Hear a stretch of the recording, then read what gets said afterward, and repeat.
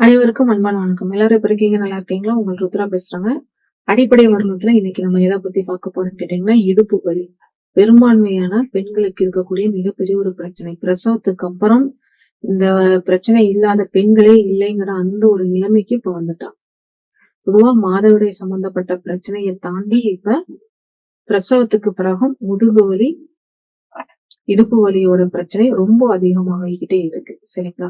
இதுக்கு பாரம்பரிய உணவுலையும் சரி, அடிப்படை வருமத்திலையும் சரி, நல்ல ஒரு தீர்வு கிடைச்சிருக்கு நிறைய நண்பர்களுக்கு. கிட்டத்தட்ட இப்ப சமீபத்துல ஒரு 4-5 மாதங்கள்லயே ஒரு 150க்கும் மேற்பட்டவர்களுக்கு சிகிச்சை கொடுத்து நல்ல ஒரு பலன், நல்ல ரிசல்ட் கிடைச்சிருக்கு. ரொம்ப சந்தோஷமா அவங்க சொல்றாங்க. இப்ப எனக்கு குணமாயிருச்சு, நல்லா இருக்கு அப்படின்னு கேட்கறதுக்கும் ரொம்ப மனதிற்கு மகிழ்ச்சியாவும் நெகிழ்ச்சியாவும் இருக்கு. இதுக்கு எது சம்பந்தப்பட்ட உணவுகள் எடுத்துக்கலாம் அப்படின்னு கேட்டீங்கன்னா, எலும்பை பலப்படுத்தக்கூடிய உணவு வகைகள் எல்லாமே நம்ம எடுத்துக்கணும். பாரம்பரிய அரிசி வகைகள்ல சிவப்பரிசிகள் எல்லாமே நல்ல ஒரு பலன் கொடுக்கக்கூடியதாக இருக்கும். அதுல மிக மிக குறிப்பாக காட்டியான அரிசி, குருவஜோதி சம்பா அரிசியில சிவப்பரிசி ரொம்ப அற்புதமான ஒரு பலன் கொடுக்கும். காலையில டீ காஃபிக்கு பதிலா எடுத்துக்கோங்க. அறுவதாங்குருவி அரிசி, மூங்கில் அரிசி, இந்த அரிசிகளை எதை வேணாலும் நீங்க எடுத்துக்கலாம். இல்ல இதனுடைய பாதிப்பு அதிகமாக இருக்குன்னா அவங்க முதல்ல 2 மாதங்களுக்கு குருவஜோதி சிவப்பரிசிய 2 மாதத்துக்கு காலையில டீ காஃபிக்கு பதிலா கட்டாயமா ஒரு நாள் கூட தவற விடாம எடுத்துட்டு வந்து பாருங்க. நல்ல ஒரு மாற்றம் கிடைக்கும். வேற எந்த ஒரு மருந்து மாத்திரைகளும் நமக்கு தேவையில்லை. அந்த அளவுக்கு ரிசல்ட். அதுக்கப்புறம் உங்களுக்கு வேற எந்த உணவுகள் வேணுமோ, அறுபதாங்குருவியோ, காட்டு யானமோ, மூங்கில் அரிசியோ, இந்த மாதிரி இதெல்லாம் ஃபர்ஸ்ட் இதுதான் அந்த அளவுக்கு பெஸ்டான ரிசல்ட் எனக்கு கொடுத்துருக்கு நான் பார்த்த வரைக்கும். அதன் பிறகு அடுத்த ஒரு அரிசிகளை நம்ம எடுத்து கொண்டு போங்க.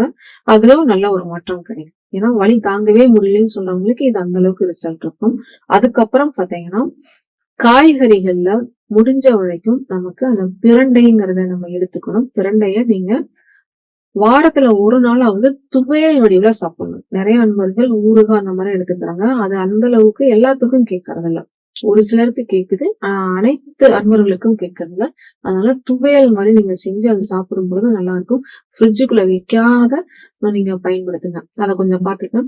சாதாரணமா இந்த பிரண்டை துவையல் நீங்க தயார்படுத்தி வச்சிட்டீங்கனாலே ஒரு வாரத்துக்கு பக்கம் நல்லா இருக்கும்.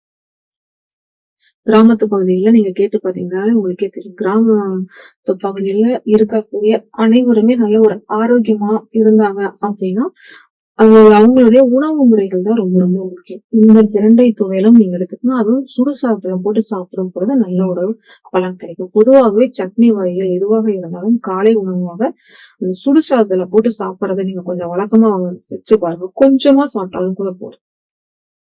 நிறைய சாப்பிடணுங்கிற அவசியமே எதுவுமே இல்லை. கொஞ்சமா நீங்க சாப்பிட்டீங்கனாலும் ஒரு அற்புதமான ஒரு பலன் கிடைக்கும். இதுல எந்த ஒரு மாற்று கருத்தும் இல்லை. இந்த மாதிரி பயன்படுத்தி பாருங்க. ஓகேங்களா? அடுத்தது பாரம்பரிய அரிசிகளை இது எல்லாமே நீங்க சாப்பிடணுங்கிறதுல ஏதாவது முதல்ல ஒரு மாசத்துக்கு எடுத்துக்கோங்க. அடுத்த ஒரு மாசத்துக்கு அடுத்தது ஒரு 1 கிலோ வாங்குங்க. அது கஞ்சி பவுடர் மாதிரி தயார்படுத்தி நீங்க பயன்படுத்திக்கிட்டு அது காலியானதுக்கு அப்புறம் அடுத்த ஒரு அரிசியை எடுத்து சாப்பிட்டுக்கோங்க. ஏன்னா ஒரு சிலருக்கு ஒரே அரிசியை சாப்பிடுறதுக்கு இன்னும் 2-3 அரிசி வகைகளை சேர்த்துக்கலாம் அப்படின்னு ஒரு ஆசை, ஒரு விருப்பம் இருக்கும். அப்படி நீங்க கொண்டு போனாலும் உங்களுக்கு மருத்துவ குணம் முழுமையாகவே கிடைக்கும்.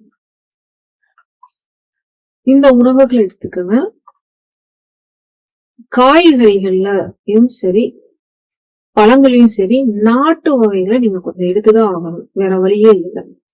வெண்டைக்காய் ஆகட்டும், கத்திரிக்காய், பீர்க்கங்காய், புடலங்காய், பரங்கிக்காய், வெண்பூசணி, இந்த மாதிரி எது வேணாலும் எடுத்துக்கோங்க.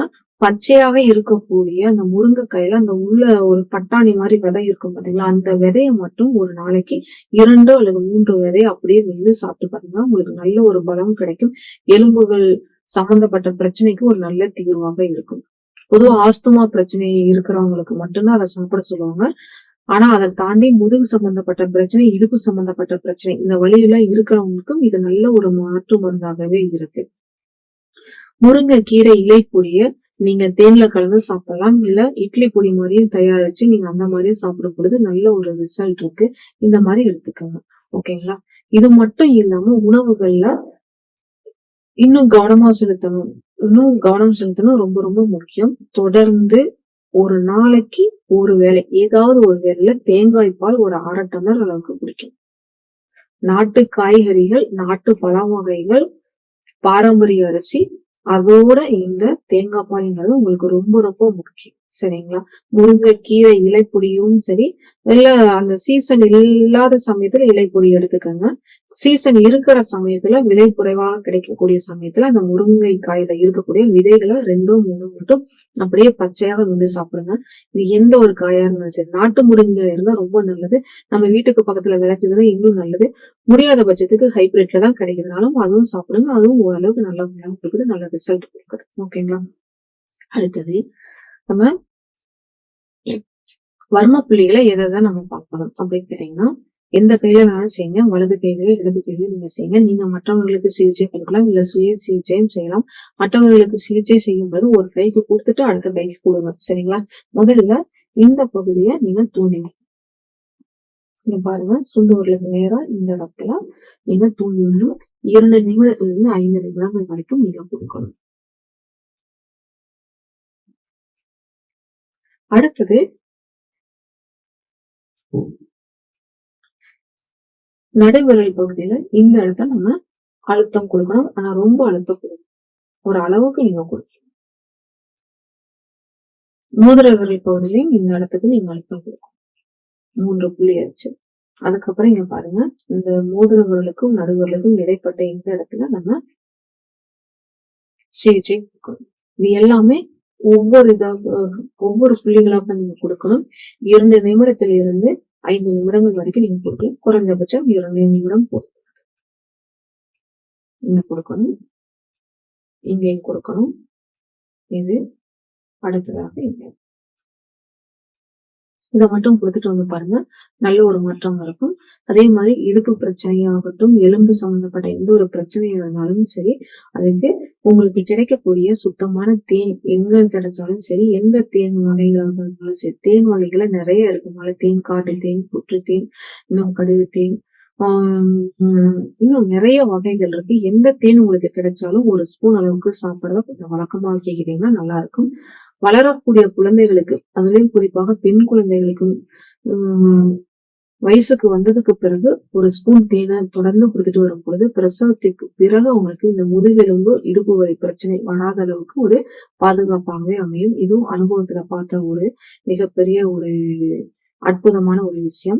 நீங்களும் சரி, உங்க குடும்பத்துல இருக்கிறவங்க அனைவருமே பாரம்பரிய அரிசி வகைகளையும் உணவுகளையும் அதிகமா எடுத்து ஆரோக்கியமா இருங்க. வர்மத்தையும் பயன்படுத்தி அனைவரும் ஆரோக்கியம் பெறுவோம். நன்றி, வணக்கம்.